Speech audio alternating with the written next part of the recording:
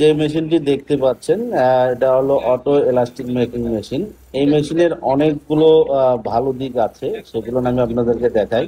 এলাস্টিকটা এদিক দিয়ে যাবে, এখান দিয়ে আয়রন হয়ে যাবে, আয়রন হয়ে স্টিম হয়ে এই দিক দিয়ে আবার বের হয়ে চলে আসবে।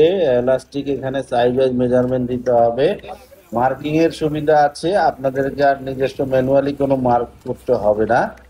আর এলাস্টিকটা অটোমেটিক সেলাই হয়ে বের হয়ে যাবে। ঘন্টায় 7 থেকে 800 করা যাবে। আমরা একটা মেশিন দিয়ে মিনিমাম 4টা লাইন আমরা চালাতে পারবো, এখানে কোনো সমস্যা হবে না। কিন্তু অপারেটরের হার কমে যাবে, বেকারত্ব বেড়ে যেতে পারে এ ধরনের মেশিন যদি ফ্যাক্টরিতে থাকে, কেননা তখন অপারেটর কম নিয়োগ হবে।